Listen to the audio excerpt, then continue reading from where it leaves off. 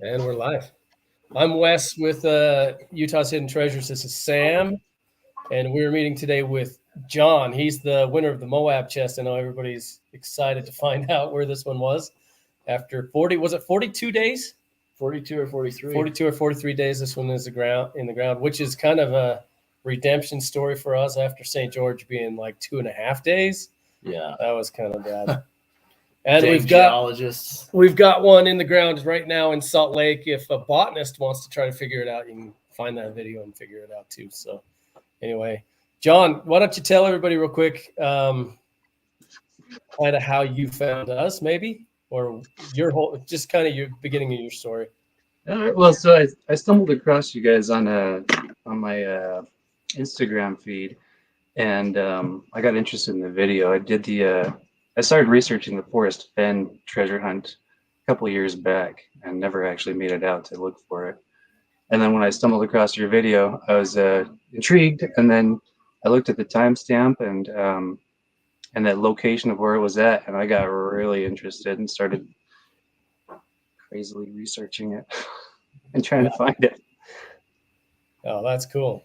That's way cool. So a lot of people, very few people were in the right area looking for this, but John here was the first one to send us a pin where the location was. And that was 2.5 weeks or so before it was actually discovered. Yeah. And it was probably like my second or third time going out there. I was just plotting search vectors, and I wasn't very accurate on anything the first couple of times. But once you guys said you have the exact location, exact distance, and exact starting point, I can't remember the three things, but I was like, I gotta get more scientific on this if I'm gonna have any chance of finding it. Otherwise, I'm gonna search the whole Moab Desert. Right. So what was it that led you there first? Like the riddle process, figuring out the riddle. And oh man, so I took the first part of the riddle, and I started plotting search points in the entire search area that you guys had listed. I think I had 8 start points plotted out on my map, and then I wrote down a number of interpretations for each of the subsequent clues. And I don't know. I think the thing that stuck out the most to me was that when you did the Drown in Your Sorrows video, there's another way around. I was looking at my search area and how to get there, and the only way to get there from Moab is to either go through the Dolores River or around to Fruit Air Grand Junction and head in from Colorado. And that just kept sticking out to me, and I was like, this has got to be it. The river. Well, and but the urgency that you posted those videos, don't drown in the river. I was like, oh, yep, spring runoff. We got to get it the other way around. When we hit it, we drove through it, and it was not that bad. Going in wasn't too bad. Coming back out, it was a little worse, but yeah, it was definitely fordable though. It definitely rose from midday to night. Yeah, and I kept looking at the Colorado River every time I go out, and it just how high it was like the Dolores has got to be close to impassable right now. Yeah, we kind of figured there's enough people in Moab with Jeeps, they'd make it across. But anyway, or drive around. So for those of you that don't know, the starting point was the confluence of Renegade Creek into Ryan Creek. So Renegade was in reference to Bill Tibbetts. So, and Ryan is another word for king. Did you pick up on that? So I didn't initially pick up on that before. Sorry,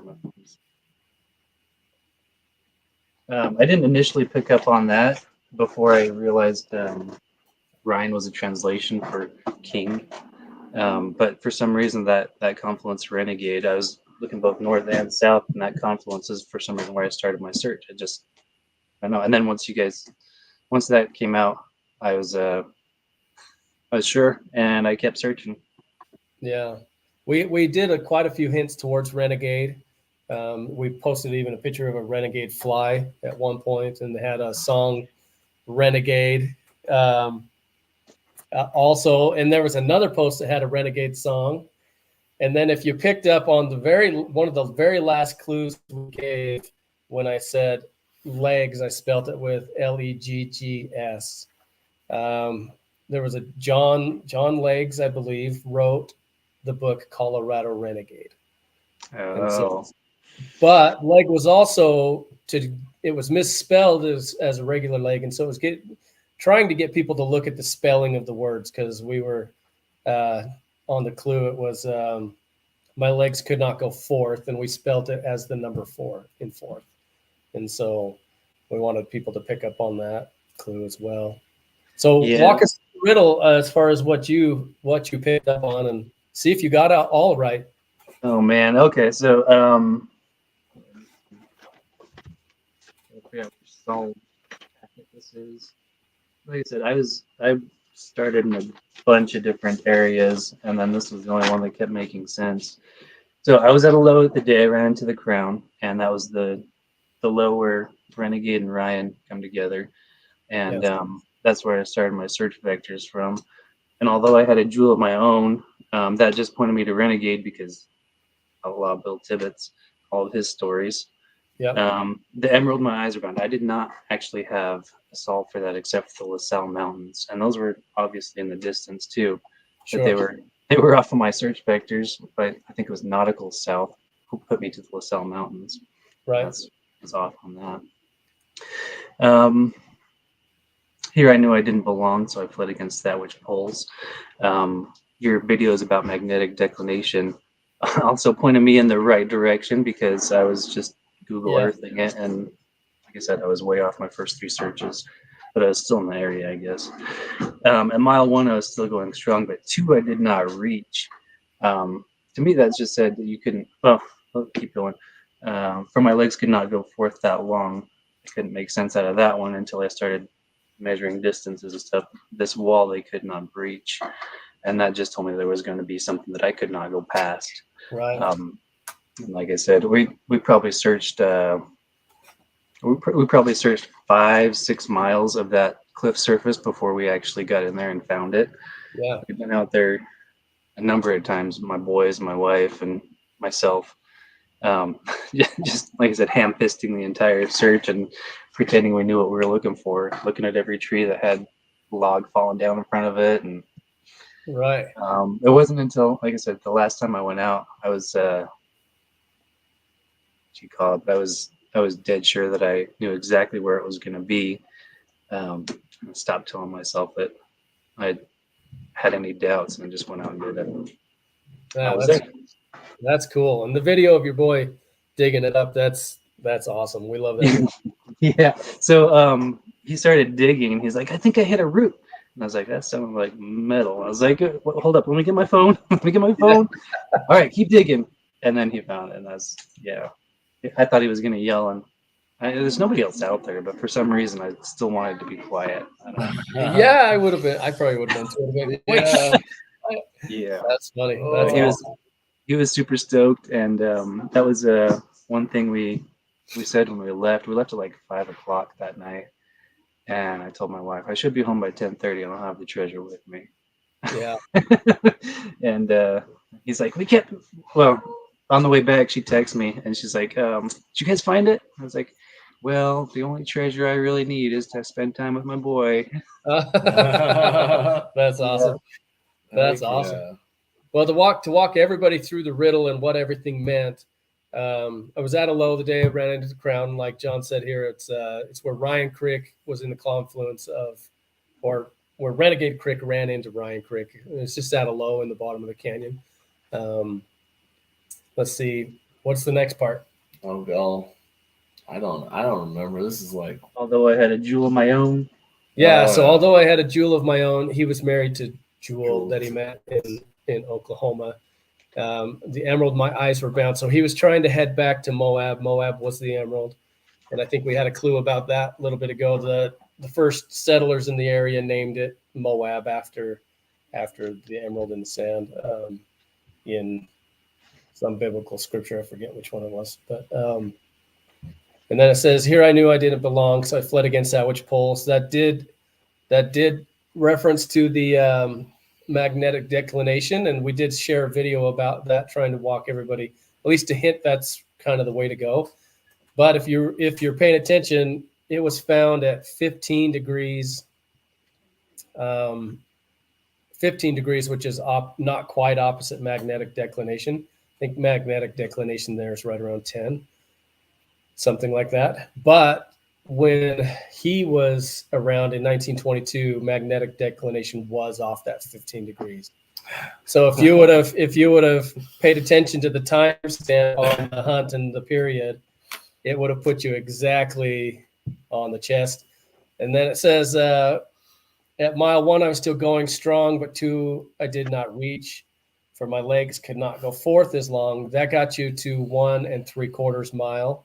This wall they could not breach. And so if you've put all those together, it would have dropped you exactly on the chest. So there were a lot of coincidences in this one, but a lot of them we knew about. We knew about King's Bottom and William Bottom, and we knew that was going to throw some people off, and Jewel Arch. We knew about Jewel Arch also. A lot of people went for the Jewel Arch for sure. But we did not know about Breach Canyon, and there's a whole bunch of other things over there that we had no idea. Williams Bottom, or not Williams Bottom, but the bridge. I can't think of the name, by the Dolores there. Dewey Bridge. Dewey Bridge. Yeah. And the ties in there as well. So I we tried to. Go ahead. No, well, we try to tie these things into the history, but it, like I said, we don't put them exactly with the history. So we just try to find things that are fun and take you guys to a new area that most people usually don't go. And in fact, when we went in that canyon, which is amazing, by the way, John, can we actually share when we post this live? Can we actually add on your drone footage? I didn't take any drone footage. You didn't take any? Who did? No. Somebody sent us some drone footage. I thought that was you. No. There was somebody else with a drone whose last name was Clark that was flying right over the chest. I thought it was you. I just assumed because Clark. Yeah. Oh, man. We'll have to ask him. He was flying the drone right over the canyon. But there were 0 tracks going up that canyon when we went up there, and amazing canyon, I think. Super cool. So It was gorgeous. Yeah, it's one I would visit. I would definitely visit it again. So definitely visit it again. So tell us. I mean, we've got a couple more minutes here. We'll do, and then we probably better answer some of these people on here.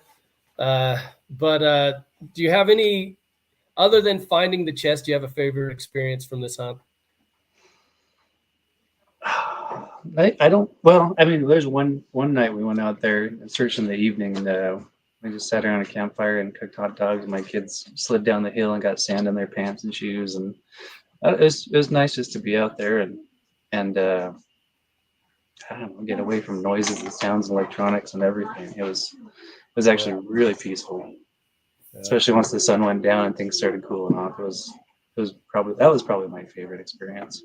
Cool. So if we did another one down that way, you'd go again? I'm going to try to go to everyone that I can get to. If I get a solid solve and I'm convincing myself, I'll be there. Heck yeah. That's good. That's good. It's hard. Sam and I actually go on a few hunts around too, and it's hard to not go. If you haven't even an idea of where it could be, it's really hard. It's like we left at 2 a.m. the other morning, well, a couple weeks back, to go try to undig this. I went to bed at 11:30 and I left my house at 2 a.m. to drive 3.5 hours. Yeah, I think my first search, I was so excited. I left after a night shift with my family like 9 a.m, and then got back at 2, and then slept for a couple hours and went back into work. Yeah. Heck yeah. I was stoked. There's no stopping me. Yeah. Jacob here. It will be available.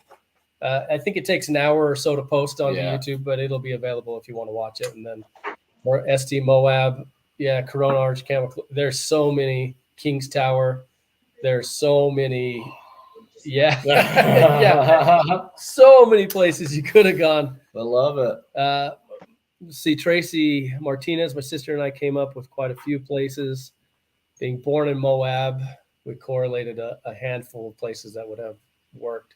Yeah, there were tons of places. I had one guy that was going into town by a cemetery. He thought it was buried by the. I was like, careful how deep you dig there, but should be okay. And then I'll add a photo of with a drop pin of where this one is and some coordinates on it too.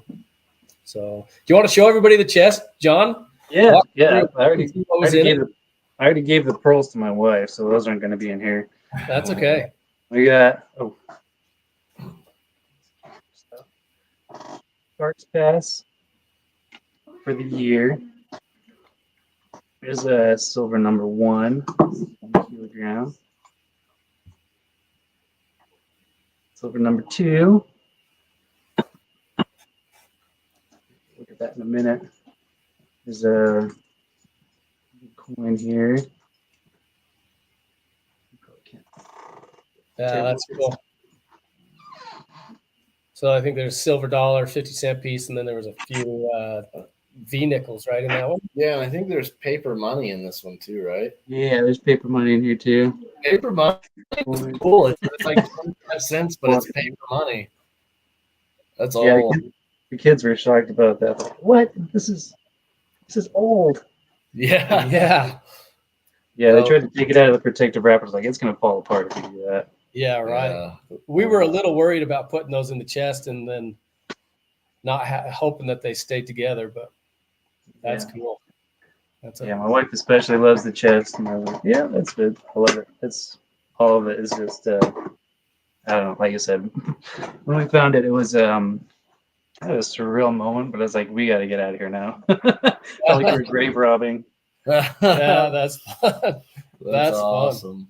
Hey, well, thanks for spending some time with us and running us through everything on that. Yeah, appreciate it. Oh, this is the So much last one. on this one. I'm still shocked and amazed that you guys were able to put this stuff on for people, and it's great. It's fantastic. We definitely enjoy it. And that pocket watch there was from the late 1800s, early 1900s. So like 1890 something, I think, is what we figured. Right? Supposedly it's supposed to still work. I'm not 100% sure on that, but yeah, I'll mess with it. I really honestly don't want to do too much with it because it is old. Yeah. We were kind of scared to mess with it much either. We're like, if this is as old as it's supposed to be, like, how the crap is it still working? Yeah, right. For sure. So, let's see, we've got a giveaway. To do. We're not going to do that today because we're still trying to put all the names and everything together from everybody that's tagged us. And we do a giveaway. Even if you just comment on any video during the hunt on YouTube, you get entered into the giveaway on YouTube as well. So we're going to get those done. Hopefully, bonus entries for sharing stuff. Yeah, hopefully we'll get those done this week. And then we're working every single. In fact, Sam and I today, we've been putting together more and more hunts and just working on them. They're fun. We enjoy them. They're fun. They're a lot of work, but it's awesome when it pays off and somebody finds them and we get a video of your kid pulling it out. It's like, okay, it's totally worth all the work. Absolutely. Yeah. So it's good. Thank you guys so much again. No, thank you. And we've got, like I said, we've got one going in Salt Lake right now.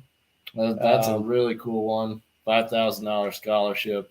Yeah, through Shields. That's pretty cool. We're getting ready to kick off one in the Uinta Basin here, it's kind of getting pushed back just a little bit. It might take us another week and a half or so to get it done or two, to get it off the ground, and then we're working on a southern Idaho hunt, and then Sam's here is working on another one for Provo area. We're trying to get it all put together here in the next few weeks. So busy. Yep. So pay attention. And then we love that area. We're coming back down there, so we'll definitely be back. Maybe Mesa this time. Maybe we'll go Grand Mesa or something, but we'll see. There's tons of hiding spots out here. Yeah, there is. Yeah, there is. Well, John, thanks for meeting with us. Anybody that logged on and asked questions and stuff, we appreciate it. So, and good luck as always on the next one. Thanks, John. Thank you guys. Guys. Yeah.